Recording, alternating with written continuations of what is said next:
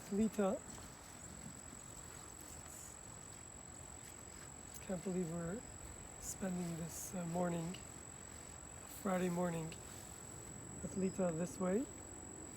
Someone who we enjoyed Shabbat dinners and celebrated so many Friday nights together. But before we begin the service, we are honored to have with us a relative of Lita who flew in from Maryland to join at this very emotional moment. And she didn't just come today, she also came about a week and a half ago to be with Lita for a few days during Yom Kippur, the holiest day in the Jewish calendar. And she stayed in Lakeview, walked up the stairs on Yom Kippur to be there with Lita at her last few days. And I know Lita really appreciated the time with her. And because she's going back to Maryland in about an hour to be there in time for Shabbat. So I'll begin by Eileen, Lita's cousin, will share a few words, and then we'll start the service. Thank you. Hi, I'm Lita's first cousin. Her mother, my Aunt Emma, was the second of 12 children of Jenny and Moses Bernstein. My mother was the 11th of 12.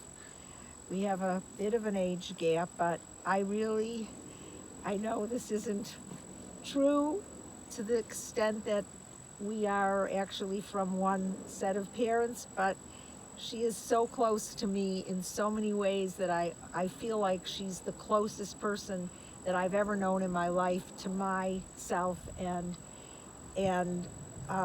she's even more so in a lot of regards. But I just wanted to point out a few things because we had hours and hours and hours and years of conversations of such just a bond that if I had a twin, I would have her as my twin more than anybody.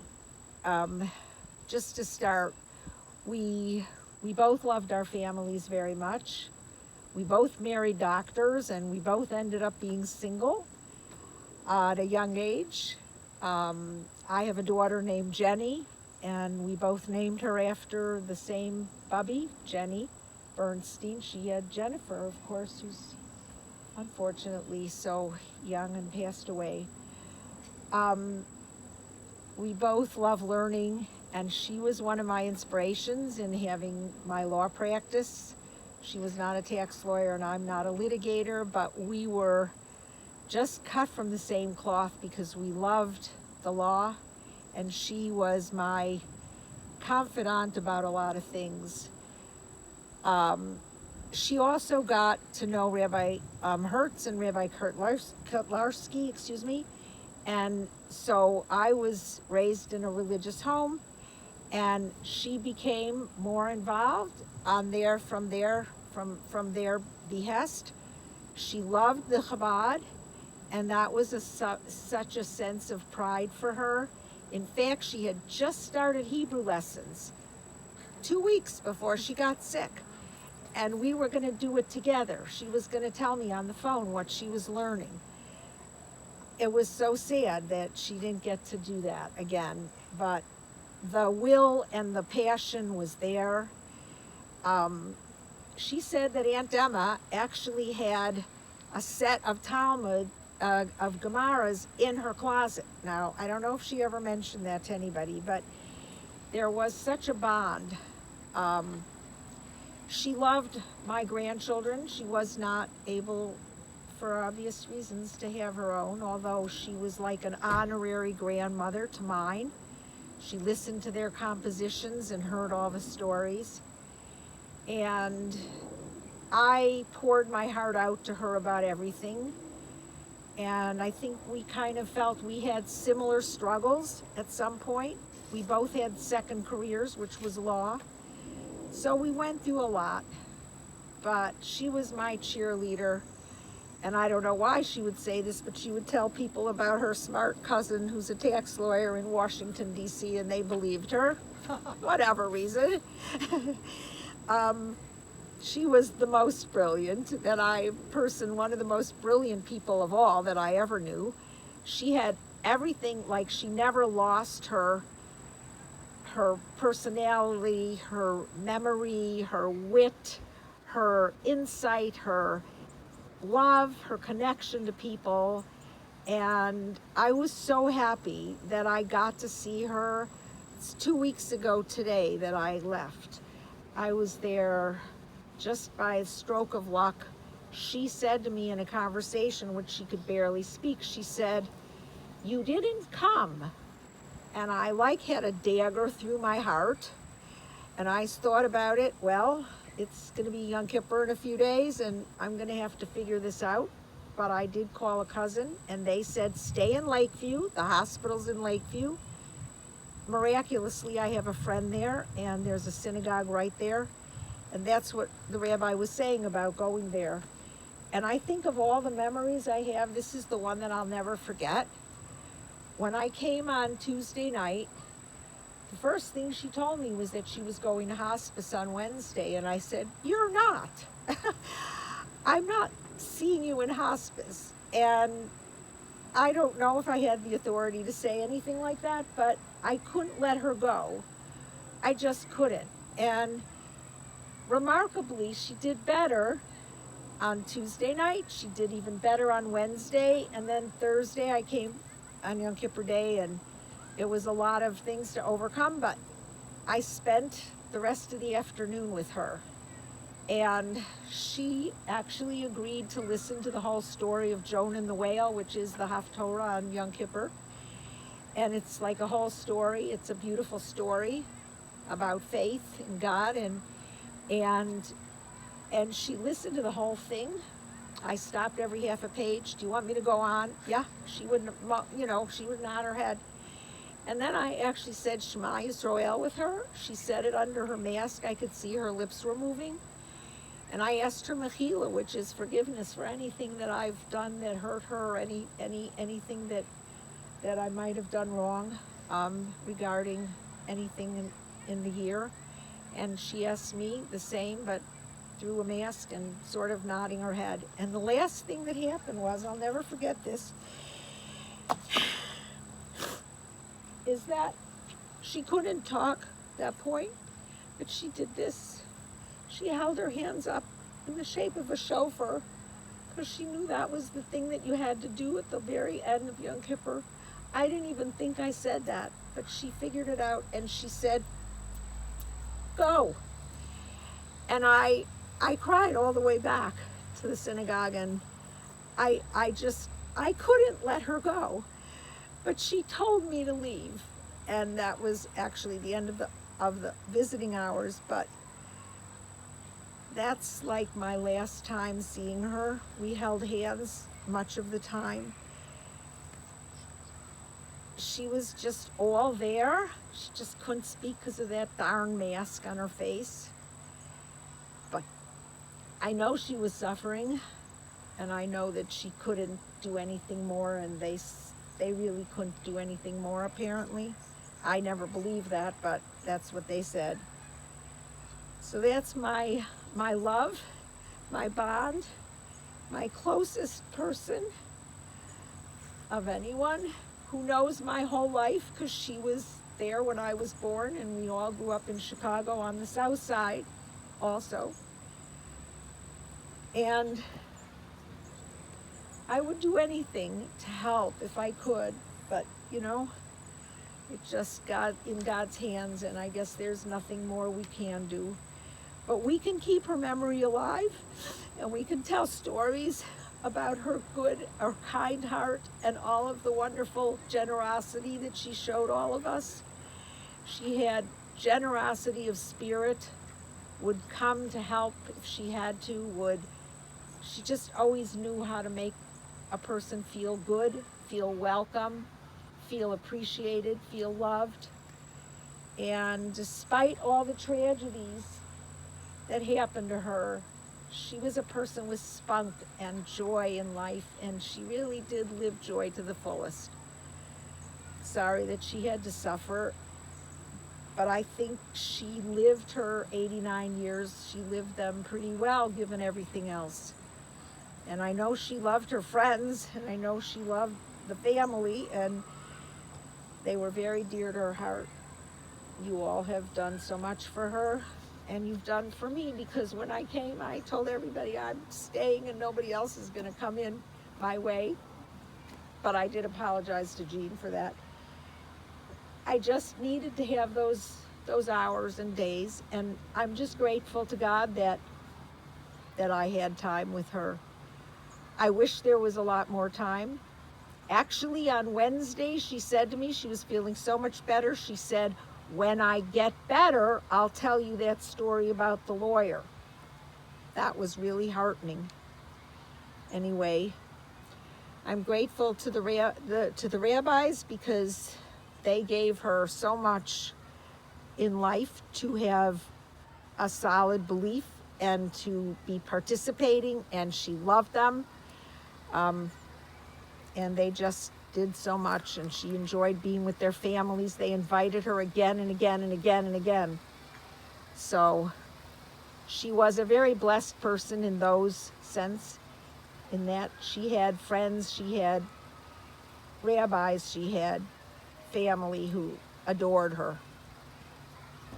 And I just want to tell you all that I know she would tell you how much she loves each and every one of you. But I'm telling you for her that she does.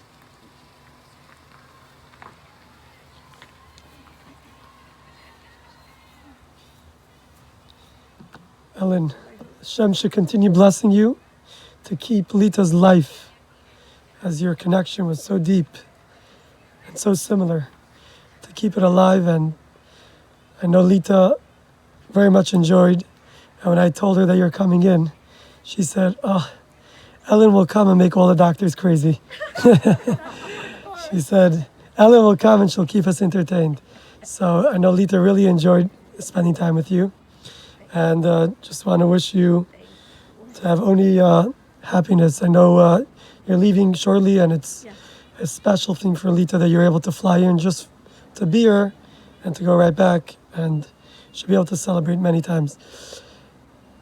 I'm now going to invite my father-in-law, Rabbi Baruch Hertz, who originally started with Lita many years ago, and he started the connection with Lita, and he could talk more about how Lita started getting involved with the Jewish community and the Chabad, but more than just the community, she was like a family member.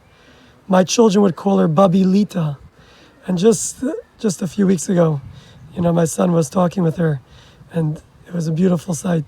So Rabbi Hertz will be the officiating rabbi, and then we'll continue, have some family and friends share some memories of Lita.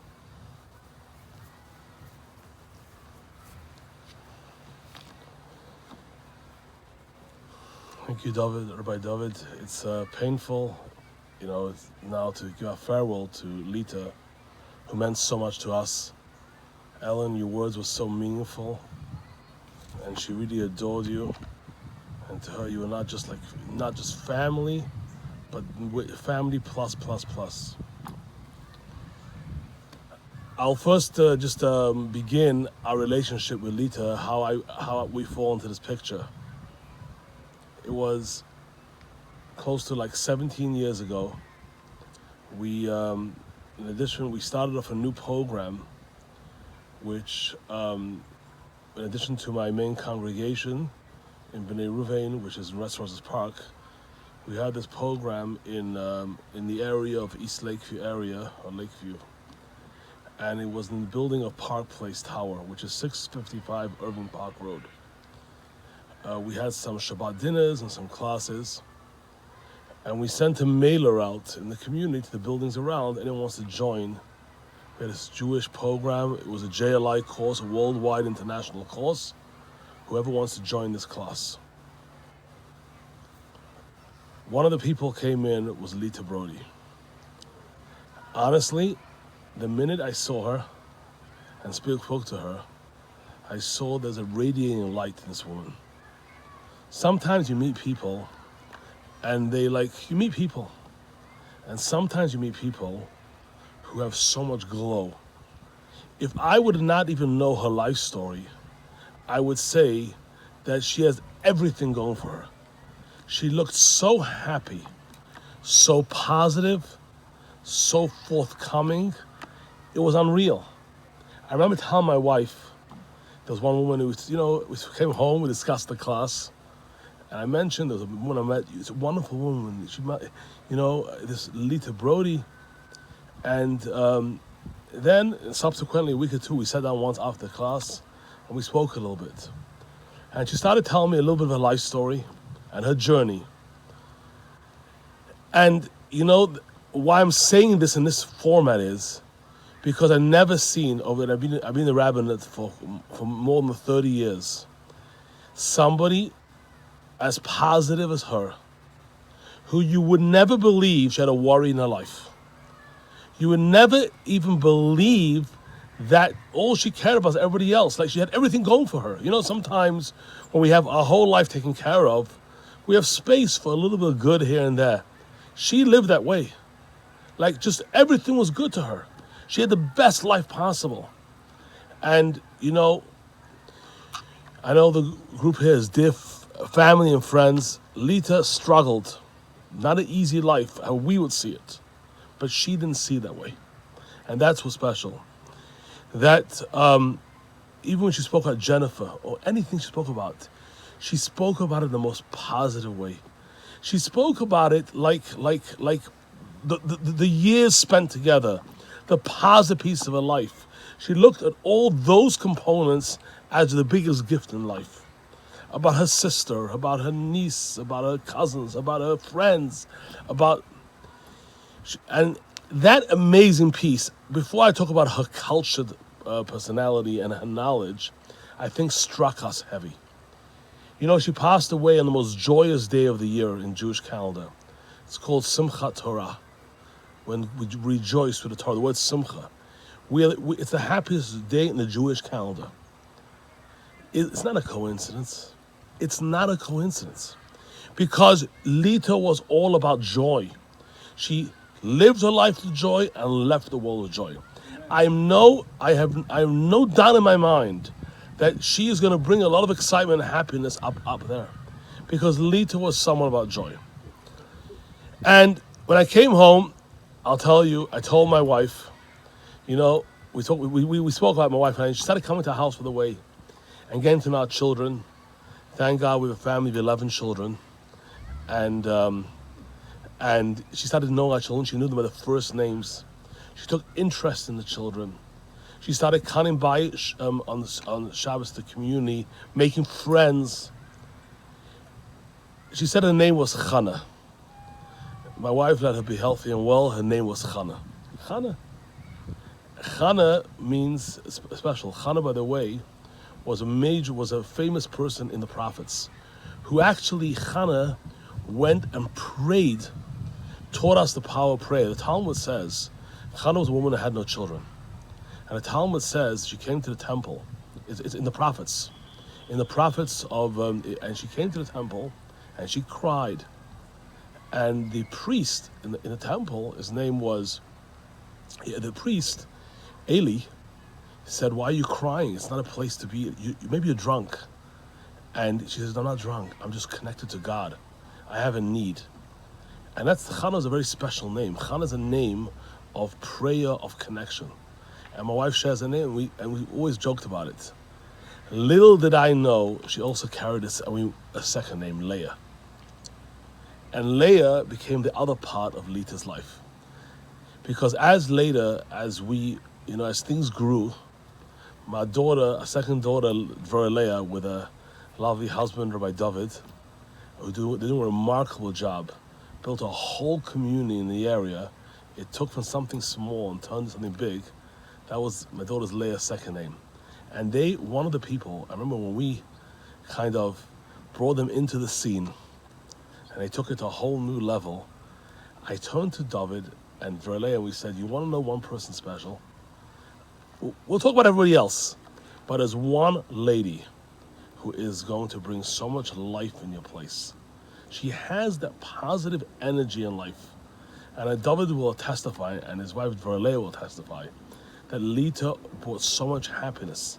The children, they spoke about it, as you mentioned, Bobby, but she brought so much happiness. Lita, even when they had an event of hundreds of people, Lita stood out. She stood out because she was a burning candle of just so much energy. You know, Lita was very cultured, very smart. Some people, as a lawyer in her life, you speak about a certain sense of arrogance. She was smart, knew a lot, but had this tremendous sense of humility. When she spoke things, it was natural. Some people talk about, well, you know what they know, because they make it heard. By her, here and there, she knew so much.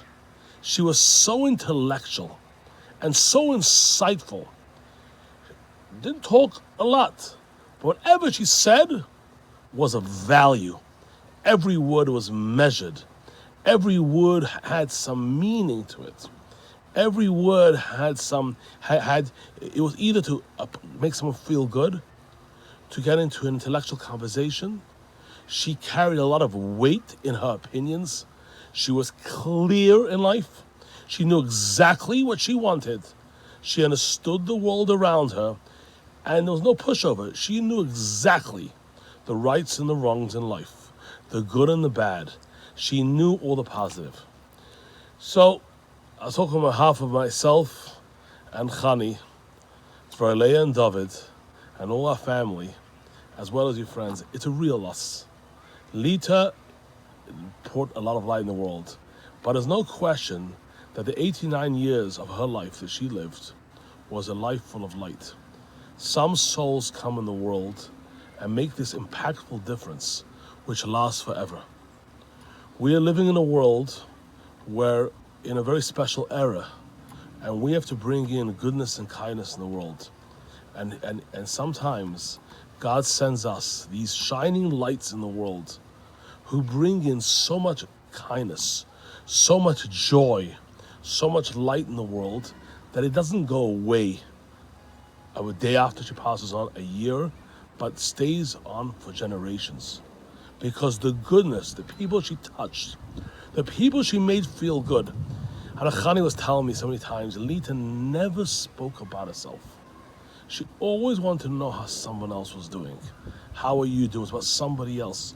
She never thought about herself because she felt she lived there for a mission, for a purpose. And it's for us to remember at today's day, as we pay our final farewell to someone so dear and special. And I can tell you, both on the Jewish stuff, her yearning for thirst, for doing things, for growing was unbelievable. And it was very special. I can say us, and I know when Rabbi David and Verlea continued on and visited her and spent time with her, we all felt the same way. She was so much to us. She meant so much to us. She brought so much energy in the world. Let us remember today to do something positive, something good, something energetic, something that we can inspire somebody else. Call it a mitzvah, a good deed. Some good deed to bring more of God's light in the world and make the world a better place. That's what Lita stood for. I will now say a psalm in her memory. It happens to be in the Jewish calendar now. It's a very happy time. This period was right after the holiday. And you wonder, how does this fit in together? It fits in together. Because Lita is our light, and she was happy. You can join me together first on Psalm, it's the second page in the booklets, Psalm 23.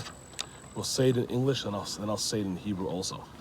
The Lord is my shepherd, I shall not want. What has it?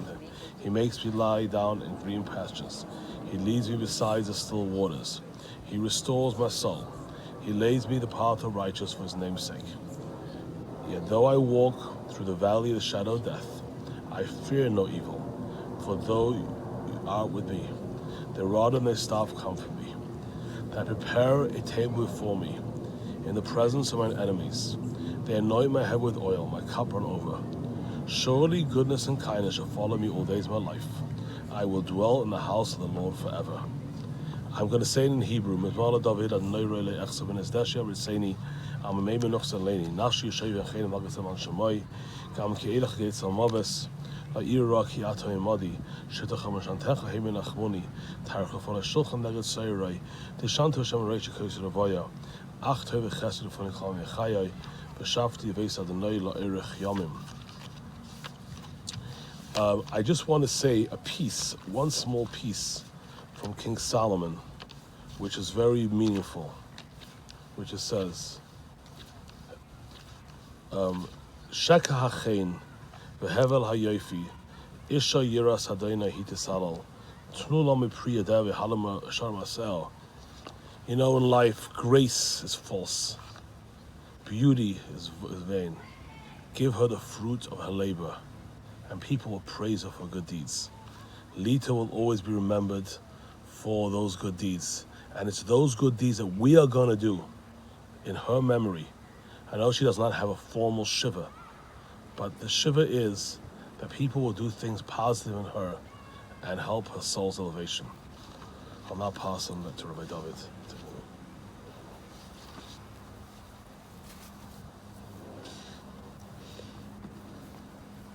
There's some family and friends that want to share a few words.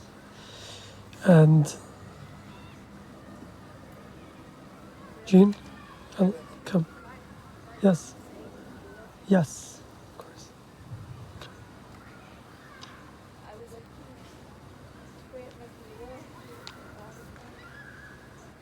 hurts and anything I might have done in your life that you're very upset or I regret if I did. I'm really sorry. And I love you forever.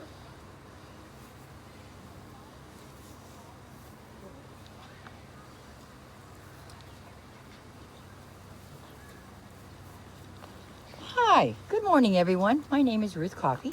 I met Jennifer and Lita, well actually first Jennifer, when she came to stay with her Aunt Marcia in Wheaton while Aunt Lita had surgery.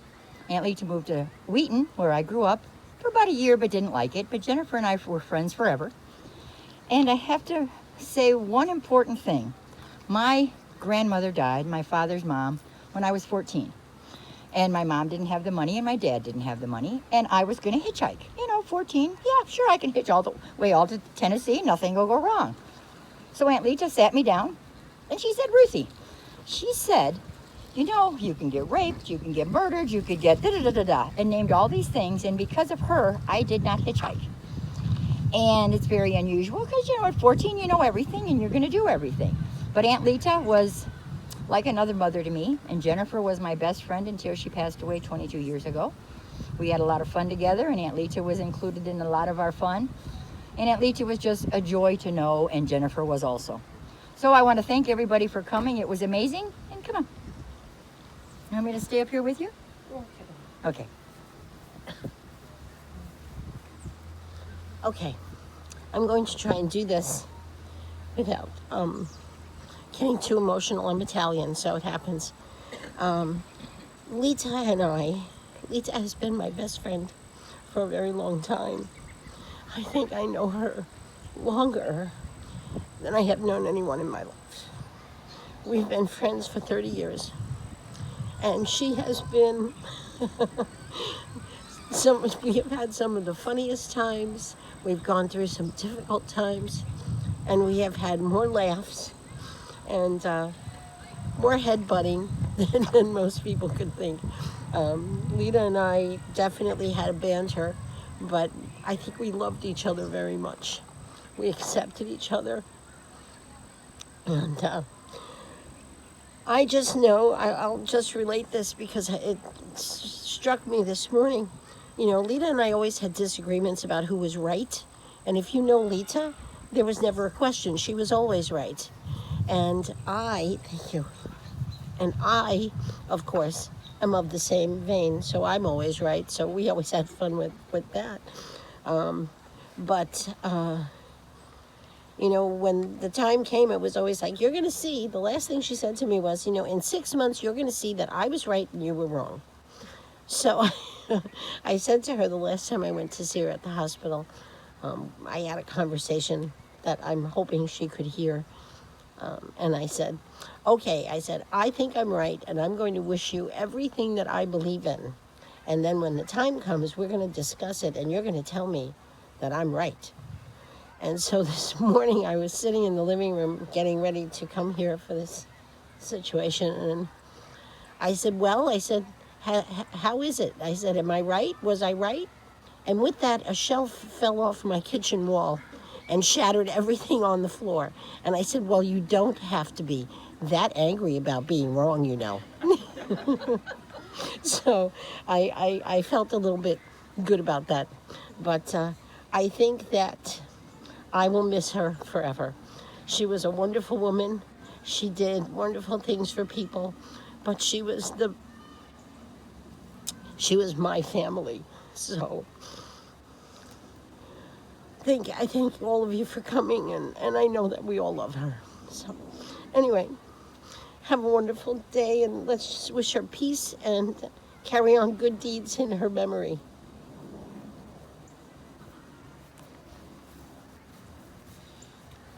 I'd like to call up Dr. Pomerantz, who is not only Lita's doctor, who was very close with Lita as a personal friend, to share a few words.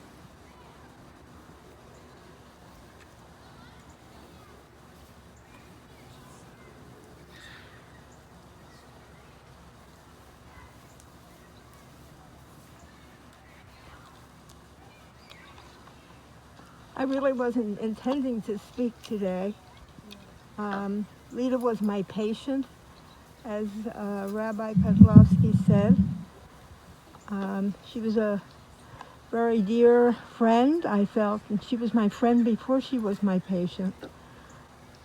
I will miss her a great deal.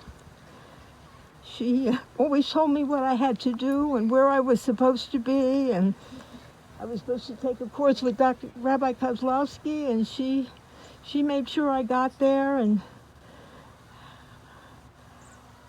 she had a tough life, but she was not a tough person. She was a sweet and warm and loving and affectionate person. And I will miss her a great deal. I don't know what else to say. Rabbi said I should speak from my heart, and that's what I feel in my heart. That her death is a loss to all of us. And it's going to be a hard spot to fill. I'm sure she'll appreciate all of you coming here and paying your respects to her. It was a long ride out here. Thank God for electronic devices that say turn left here or turn right here. I could hardly hear what they were saying. But I got here at least in time so I could get to the microphone. I hope you'll all have as wonderful memories of Lita as I do. And I hope you all have a good Shabbos. Shabbat Shalom. God bless you all.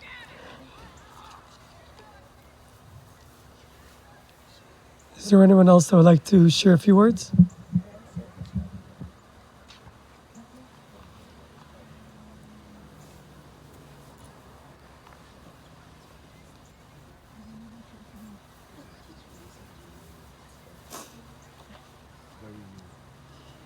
My name is Joanne Washington.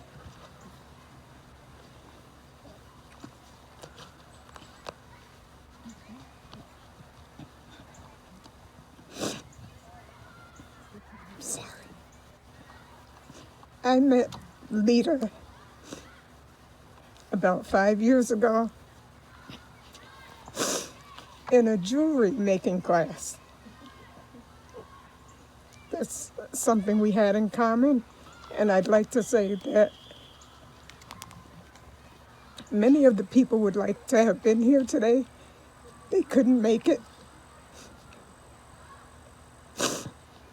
Boris, Dee, Dorothy, Valerie, and many others. We loved Lita. The last class I had with her was in August. And during that class, we did not do any work at all. We just sat and talked the whole time we were in the class. You know, she would make jewelry for family and friends. She would bring stones and say, I'm making this for this person, I'm making that for that person. But like I said, the last day of class, we did no work. We talked the entire time. She was a lovable person, and she will be missed.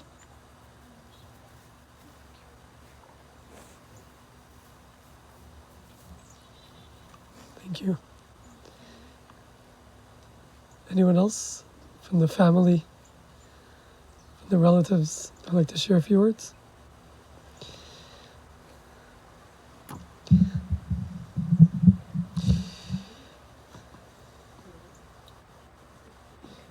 You know, Dr. Pomerantz just mentioned, it was just a few weeks ago that Lita called her up on the phone and said, you must come and join this class where you're going to learn how to read Hebrew. And I'll be honest, when Lita called,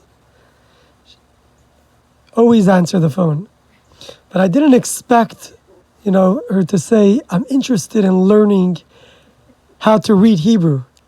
At the age 89, it's not the age that most people are interested in learning a new language, how to read. And I said, Lita, are you sure? She's like, yeah, I'm going to do it.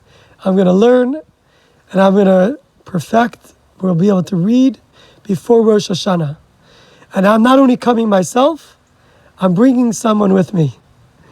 And Dr. Pomerantz, Rivkala, came, and Lita was there for the first two classes.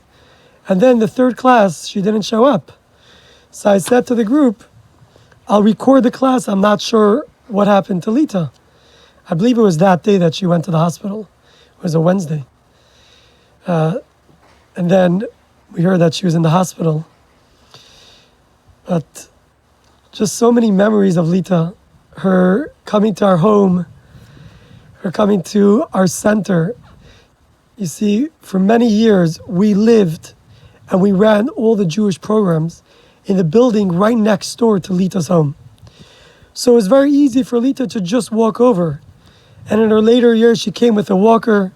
When it got really windy outside, she even took a taxi, literally around the block. It's maybe a 23-second walk, but she wanted to make sure she got there safe and sound. And we always made sure someone took her back in a car. And she would always, try to be there for everything. We spent Passover Seders together, Shabbat dinners, high holidays, her birthday. And what I want to talk about today is her birthday. Because it was just a few months ago, I said, Lita, we just got this new center. We're no more, around the corner from you, but we're still pretty close. And we would be honored if you would come to visit the center. She says, is there an elevator? I said, there is an elevator. We could get you around. So I came by to pick her up, put her walker in my car, took her out. We went in, and I gave her a full tour of most of the building. And it's an impressive building. It used to be a church. And we converted it to a Jewish center. And then when we were sitting downstairs in the social hall, she says, I'm not that old. I could continue volunteering and do things for the community. So she says, I was thinking about this idea. When people have their Jewish birthday, and the reason we were speaking about it was because that day was her Jewish birthday. It was in May. I remember her Jewish birthday is Yud Beis Iyar. That day was her Jewish birthday. And why don't we send a letter in the mail, a card in the mail, to remind people that their Jewish birthday is coming up and to celebrate their Jewish birthday in a Jewish way. To say a prayer, you could send them a card that will have, a Jewish prayer, ideas how they could celebrate their birthday. And she says, you'll put together the cards and I'll make sure it gets mailed to everyone's home. You'll send me a list and I'll take care of everything else. And I said, Lita, that's an amazing idea. Let's work on it. We're gonna make it happen. And of course, the way life goes, things get busy and the summer comes around and you forget. And as I was driving here today, I remembered that conversation on Lita's birthday to bring the idea of celebrating life, celebrating a person's life, because that's really what Lita was all about. How we could bring life and more life and Jewish life into the world. A cemetery in the Hebrew has 3 different words that is given to it. The first and probably the most famous is called a Beit HaKvarot, which means a place where they bury the dead. The second is called a Beit Halmin, a place where a person is remembered for eternity. And the third is called a Beit HaChayim, which means a place of the living.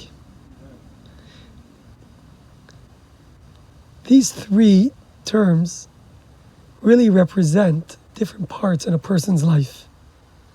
The first is those memories and those moments in our life that we lived, but unfortunately go down in the grave with us. They're forgotten because only we are the ones that know what happened throughout our life, and we bury it in the ground together with us. The material parts of our life, the mundane parts of our life, those things that will be forgotten. But then there are those memories in life that live on for eternity. Those memories that we made with family and friends, with the community. But really what Lita's life was about was not just making memories that will last for eternity, but Lita was about life. Lita was the third category. Lita was a Beit HaChayim. She lived life in a way of living life. And she wanted people to celebrate life. She wanted people to remember their birthday, to remember the day they were born, that they're going to bring life in the world. She always came into the room with her smile, as everyone was talking about, and she encouraged everyone. I vividly remember that conversation she had outside. She was sitting on the bench in the courtyard of the center, and it was a Wednesday when we were giving out food packages to community members. And my son came down. He was 6, 7 years old, Mendel, and they were just talking for about 30 minutes. She always came early. She always came early to everything. And they were talking for about 30 minutes.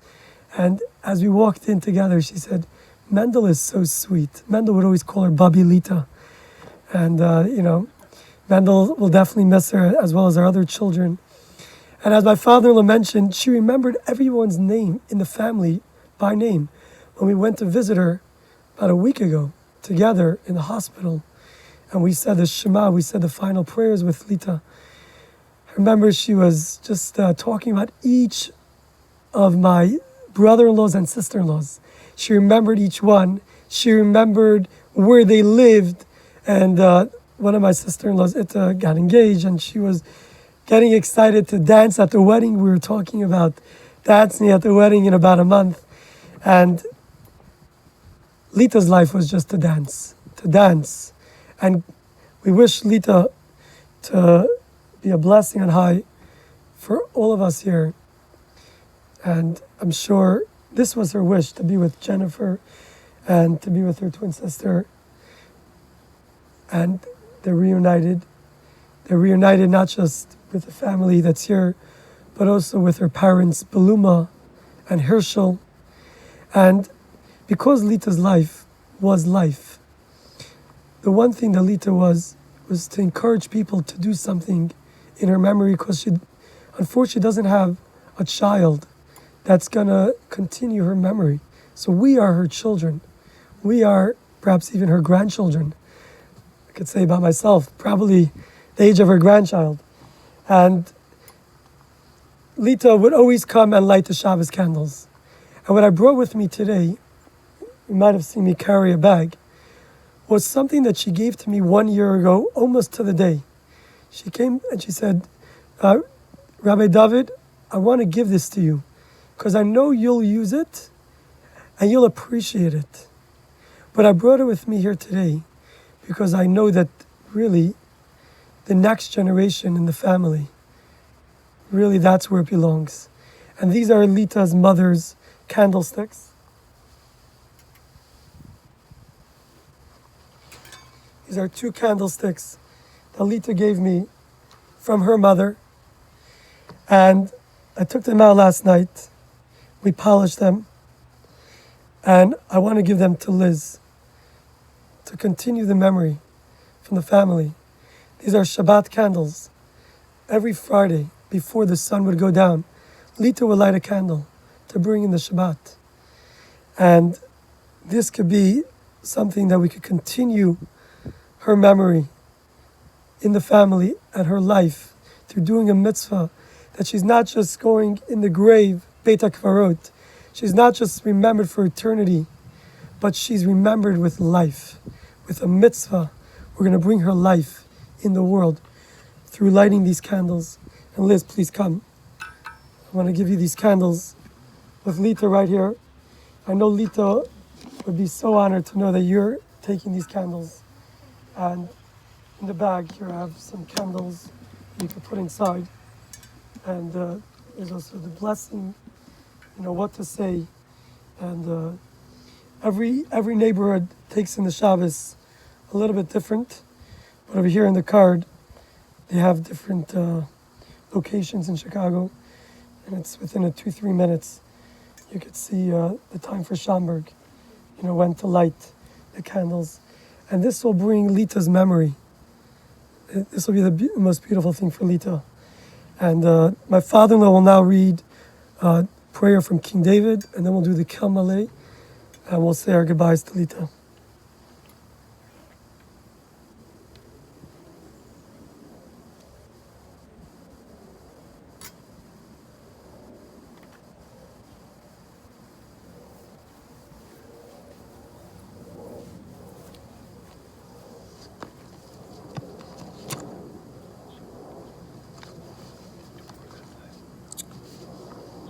Just take 30 seconds. Everyone can think something special and positive about Lita.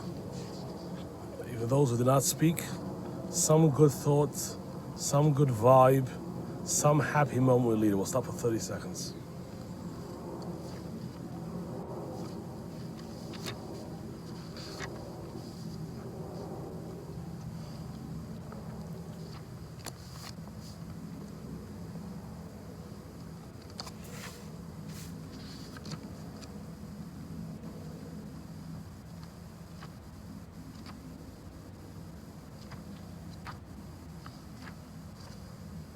I just want to share one thought I just had, and that is, it was one time at a holiday table. Many holidays she joined the family, and around the table people said different thoughts. And Lita prepared something before to share. And I remember the ending was, I'm the happiest person in the world, and I'm the freest person in the world, because I can do what I want to do. And she really lived that life of always doing and trying to grow. There was never a day she felt that her life was over. Her life was all about deeds. I second to what Rabbi David Kotlaski shared. Let's do a mitzvah, let's do a good deed. Light the candles, do a mitzvah, and make the world a world full of light. We're now going to say a psalm in Hebrew, and then I will say a prayer in English.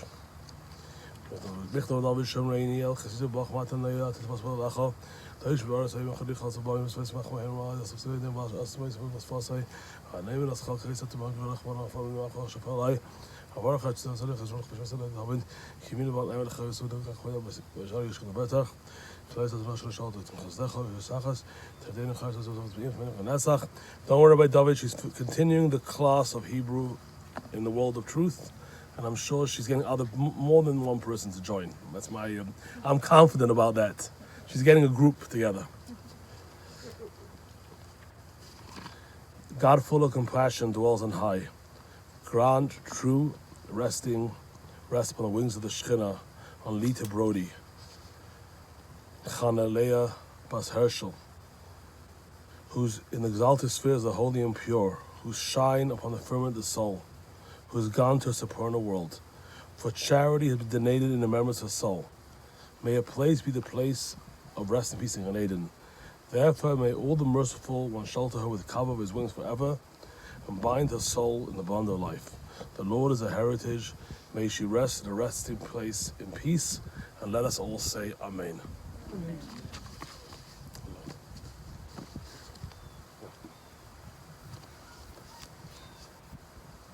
Just want to make one correction.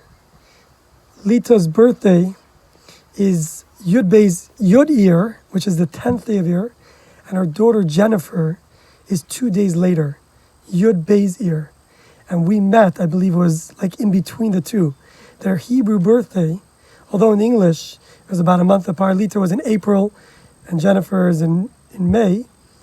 But Lita and Jennifer had in their Hebrew calendar, their birthday was 2 days apart. It was incredible. And that was the day she came. It was right in between the 2 days when we were together sitting. And that's just very special. We're now going to say our goodbye to Lita.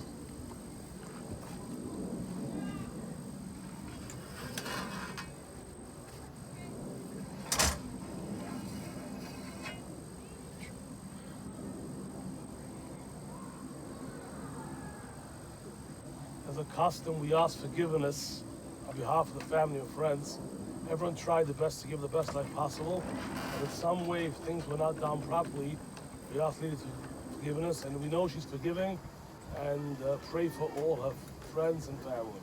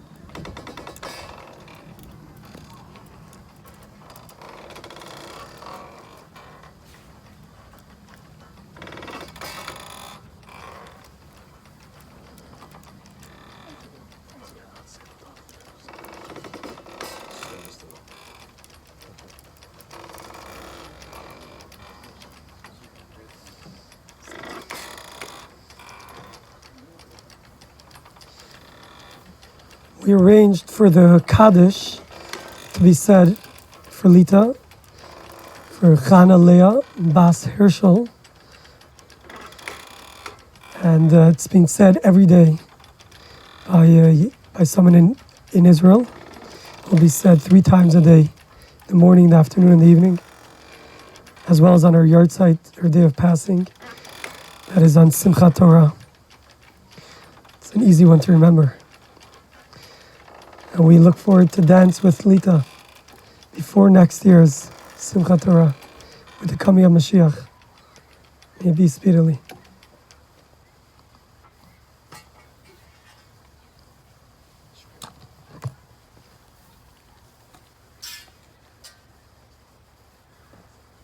This is dirt from Israel.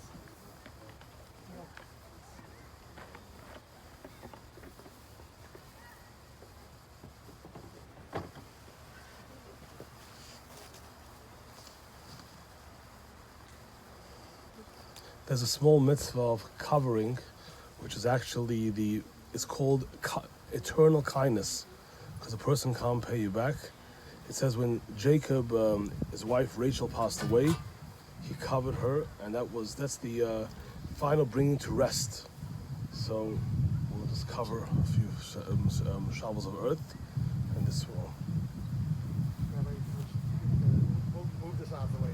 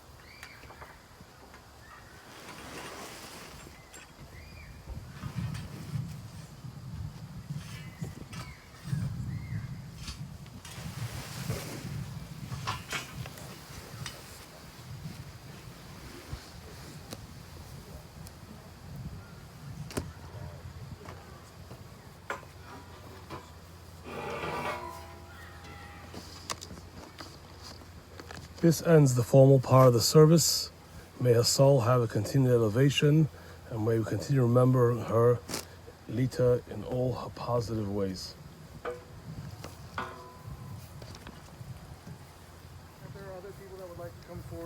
forward carefully in just a moment on either side of the grave.